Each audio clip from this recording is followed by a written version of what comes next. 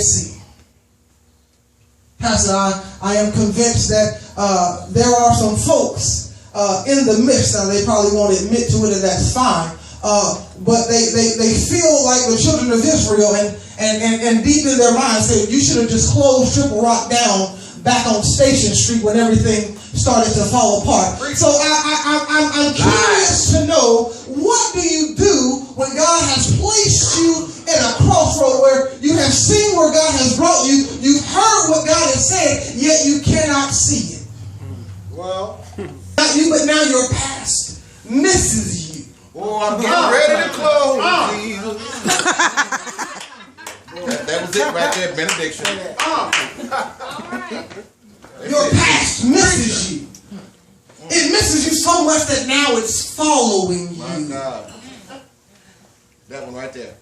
Amen. You decided to leave it behind. Preacher. Yes. Pastor, there are some folks that we left behind, yet they're still discussing you only because they miss you. And they don't miss you because they like you. They miss you because of what you could do for them. It's what was so good in your past that you would much rather go back than to move forward. Preacher. Everything that was the best about it, just so it can stop you. Preacher.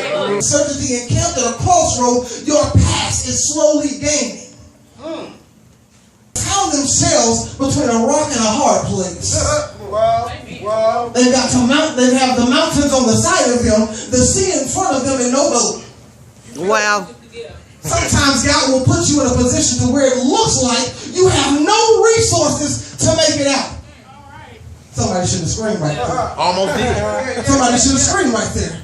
Because truth of the matter is, you've been put in some situations where you don't have the resources, you don't have the knowledge, you don't have the know-how, you don't know the right people, but God comes to find you. The Bible says in the 13th verse of this text, it says, and Moses said unto the people, fear ye not, stand still and see the salvation of the Lord, which he will show to you today. For the Egyptians whom you have seen today, you shall see them again no more. Every now and again, when you are encamped at a crossroad, God will allow your past to come looking for you so that you never have to see your past again. Those folks that had counted you out, the people that had counted you down, God will allow them to raise their hand one more time just so you can know that God is God.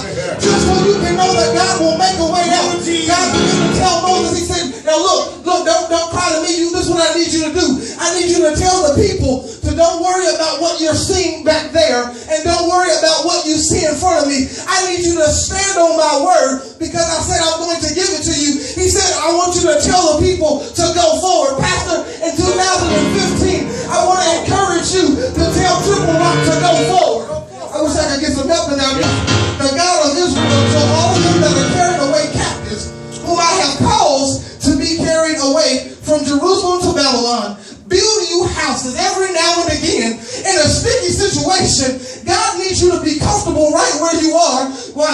Because I'm going to go ahead and skip down to the latter verse. It says that I want you to take wives and bear sons and daughters. God will leave you stuck at a crossroad. Can I get a witness right there? Every now and again, God will leave you in a place of feeling uncertain. But I'm so glad to know that over 2,000 years ago, I wasn't the only one that had to deal with some uncertain situations. The Bible says that on the night that Jesus was praying, Jesus was now standing at a crossroad. The Bible says that Jesus went to the garden and he began to pray, and he asked his friends if y'all would just pray with me for a little while. And the folks that he asked to pray with him, Pastor, don't let everybody pray with you, for you, to you, about you, concerning you. Why? Because the friends that he asked to pray for him